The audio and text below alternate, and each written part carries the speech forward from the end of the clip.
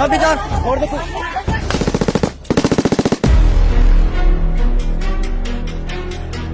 থেকে ২৫ বছর আগে বাংলাদেশের সাথে এক রক্তক্ষয়ী যুদ্ধে শোচনীয় পরাজয় ঘটেছিল ভারতের। সেই যুদ্ধকে আমরা অনেকে হয়তো জানি বড়াইবাড়ি যুদ্ধ হিসেবে। ২০০১ সালের কথা। রাত তখন ৩টে কি ৪টে। চারদিকে ঘুটঘুটে অন্ধকার, পুরো গ্রাম গভীর ঘুমে আচ্ছন্ন।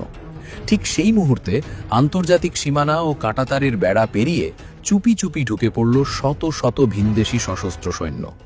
তাদের মূল টার্গেট গ্রামের এক প্রান্তে থাকা ছোট একটি সীমান্ত ফাঁড়ি বা ক্যাম্প। ফাঁড়িতে তখন পাহারায় আছেন মাত্র ৮ জনের মতো বাংলাদেশি সেনা সদস্য।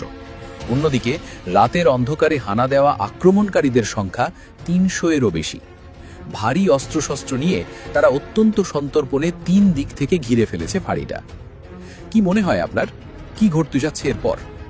মাত্র ৮ জন সেনা সদস্য কি ৩০০ জনের বিশাল বাহিনীর কাছে আত্মসমর্পণ করবে, নাকি এমন কোনো ইতিহাস তৈরি হবে যা কেউ কখনো কল্পনাও করেনি? না, এটা কোনো সিনেমার মন গড়া গল্প নয়। ২০০১ সালের এপ্রিলে ঘটে যাওয়া এক বাস্তব রক্তক্ষয়ী লড়াইয়ের কথা বলছি। বিশাল এক বাহিনীকে কিভাবে সেদিন আমাদের দেশের মাত্র কয়েকজন সেনা সদস্য আর সাধারণ গ্রামবাসী মিলে নাস্তানাবুদ করে ছেড়েছিল। কিভাবে বিশ্বের অন্যতম বৃহৎ একটা দেশের বাহিনীকে লেজ গুটিয়ে পালাতে বাধ্য করেছিল বাংলাদেশ। এই ঘটনা বুঝতে হলে আগে আমাদের ভিন্ন একটা সীমান্তের পরিস্থিতি সম্পর্কে জানতে হবে। ঘটনাটি সিলেটের পাদুয়া সীমান্তের। বহু বছর ধরে ওই এলাকায় একটি অমীমাংসিত পরিস্থিতি বিরাজ করছিল। ২০০১ সালের এপ্রিল মাসের শুরুর দিকে ভারতীয় সীমান্তরক্ষী বাহিনী হঠাৎ করেই নো ম্যানস ল্যান্ড বা আন্তর্জাতিক সীমানার ভেতরে অবৈধভাবে একটি রাস্তা নির্মাণের কাজ শুরু করে। আন্তর্জাতিক আইন অনুযায়ী দুই দেশের সীমানার মধ্যবর্তী স্থানে এমন কোনো স্থায়ী কাঠামো বা রাস্তা নির্মাণ করা সম্পূর্ণ বেআইনি। বাংলাদেশের তৎকালীন সীমান্তরক্ষী বাহিনী এর তীব্র প্রতিবাদ জানায়। বারবার সতর্ক করা হয় কাজ বন্ধ করার জন্য, কিন্তু প্রতিবেশী দেশের বাহিনী সেই কথায় কোনো কানই দেয়নি। তাদের হয়তো ধারণা ছিল আকারে ছোট একটি দেশ তাদের এই বেআইনি কাজের বিরুদ্ধে কোনো জোরালো পদক্ষেপ নিতে সাহস করবে না। কিন্তু তারা ভুল ভেবেছিল। ১৬ই এপ্রিল ২০০১ বাংলাদেশের সীমান্তরক্ষীরা সিদ্ধান্ত নেয় এই ঔদ্ধত্যের জবাব দেওয়ার। কোনো রকম বড় ধরনের রক্তপাত ছাড়াই অত্যন্ত সুকৌশলে তারা পাদুয়া ক্যাম্পটি ঘিরে ফেলে এবং এর নিয়ন্ত্রণ নিয়ে নেয়। চারদিক থেকে অবরুদ্ধ হয়ে পড়ার পর সেখানে থাকা ভারতীয় বাহিনীর সদস্যরা কার্যত আত্মসমর্পণ করতে বাধ্য হয় এবং পিছু হটে। একটা আঞ্চলিক পরাশক্তির জন্য সেটা ছিল চরম এক অপমান। তাদের অহংকারে খুব বড় ধরনের আঘাত লেগেছিল সেদিন। পাদুয়াতে এই অপমান হজম করার পর তারা যে চুপ করে বসে থাকবে না সেটা বেশ ভালোই বোঝা যাচ্ছিল। কিন্তু তারা যে প্রতিশোধ নেওয়ার জন্য এমন এক ভয়ঙ্কর আর কাপুরুষোচিত পথ বেছে নেবে সেটা হয়তো কেউ আজ করতে পারেনি। কি ছিল সেই পরিকল্পনা, আর কেনই বা তারা প্রতিশোধ নেওয়ার জন্য সিলেটের পাদুয়া বাদ দিয়ে কুড়িগ্রামের বড়াইবাড়িকে টার্গেট করেছিল? আসছি সেই কথায়। পাদুয়া হাতছাড়া হওয়ার পর ভারতীয় বাহিনী মরিয়া হয়ে ওঠে। তারা চাইছিল বাংলাদেশের এমন কোনো একটি সীমান্ত ফাঁড়ি দখল করতে যার বিনিময়ে তারা পরবর্তীতে পাদুয়া নিয়ে দর কষাকষি করতে পারবে। এই কাজের জন্য তারা বেছে নেয় কুড়িগ্রাম উপজেলার বড়াইবাড়ি সীমান্তকে। এর একটা ভৌগোলিক কারণ ছিল। বড়াইবাড়ি এলাকাটির ৩ দিক দিয়েই ছিল ভারতীয় ভূখণ্ড, অর্থাৎ ৩ দিক থেকে ঘিরে ফেলে আক্রমণ করাটা তাদের জন্য কৌশলগতভাবে অনেক সহজ ছিল। তাছাড়া ওই এলাকায় ভারতীয় সীমানার ভেতরে তাদের বেশ ভালো প্রস্তুতিও ছিল। তারা ভেবেছিল রাতের অন্ধকারে অতর্কিত হামলা চালিয়ে তারা খুব সহজেই ক্যাম্পটি দখল করে নেবে এবং বাংলাদেশের সেনা সদস্যদের জিম্মি করে ফেলবে। পরিকল্পনা অনুযায়ী ১৮ই এপ্রিল ভোর রাতে ভারতীয় সীমান্তরক্ষী বাহিনীর অন্তত ৩০০ জনের একটি বড় দল অস্ত্রশস্ত্র নিয়ে বড়াইবাড়ি সীমানায় প্রবেশ করে। তারা মূল রাস্তা এড়িয়ে গ্রামের ভেতরের রাস্তা ব্যবহার করছিল, যাতে কেউ তাদের উপস্থিতি টের না পায়। কিন্তু গ্রামের কিছু মানুষ যারা ফজর নামাজের জন্য বা কৃষিকাজের উদ্দেশ্যে খুব ভোরে উঠেছিলেন, তারা অপরিচিত কিছু সৈন্যকে গ্রামের রাস্তায় হাঁটতে দেখেন। ভারতীয় সৈন্যরা একটা মস্ত বড় ভুল করে বসে। তারা হিন্দিতে গ্রামের মানুষদের কাছে জানতে চায় বাংলাদেশিদের ক্যাম্প ঠিক কোন দিকে।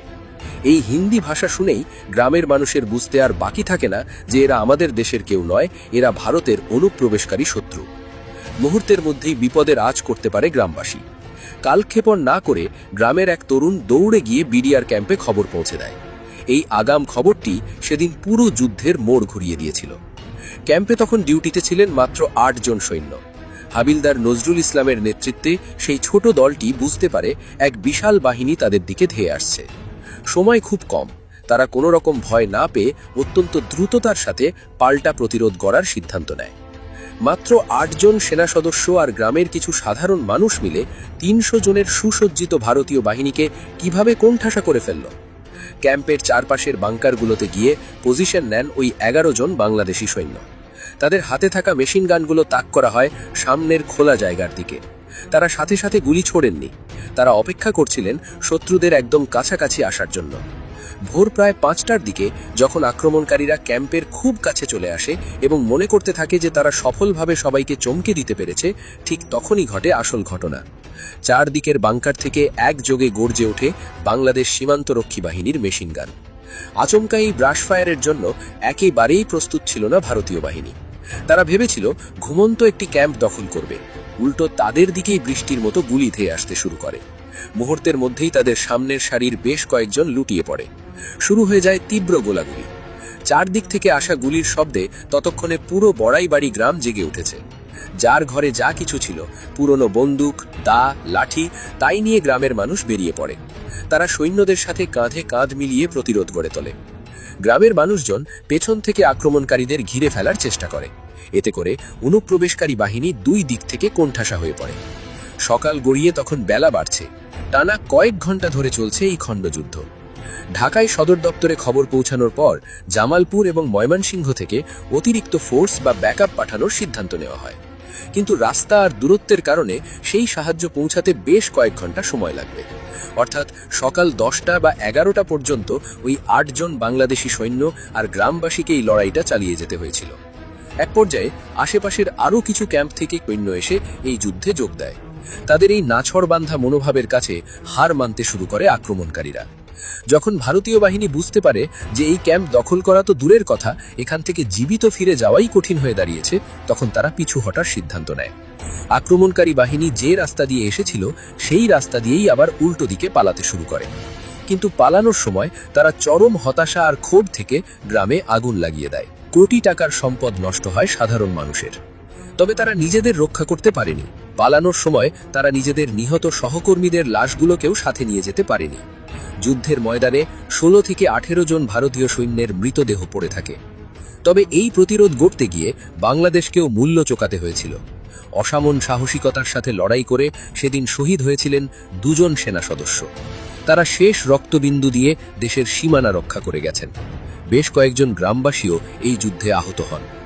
যুদ্ধ শেষ হওয়ার পর দুপুর নাগাদ অতিরিক্ত ফোর্স সেখানে এসে পৌঁছায়। ততক্ষণে অবশ্য লড়াই শেষ, পরাজিত বাহিনী সীমানা ছেড়ে পালিয়েছে। পড়ে থাকা মৃতদেহ পরবর্তীতে আনুষ্ঠানিকভাবে ফেরত দেওয়া হয়। বাংলাদেশ সেদিন বুঝিয়ে দিয়েছিল যে দেশের আকার ছোট হতে পারে, কিন্তু দেশের স্বাধীনতা ও সার্বভৌমত্ব রক্ষার প্রশ্নে এদেশের মানুষ ও সেনাবাহিনী বিন্দুমাত্র আপোষ করতে রাজি নয়। এই বড়াইবাড়ি যুদ্ধ নিয়ে আপনাদের কি মনে হয়? আপনার মূল্যবান মতামত জানিয়ে দিন আমাদের কমেন্ট সেকশনে।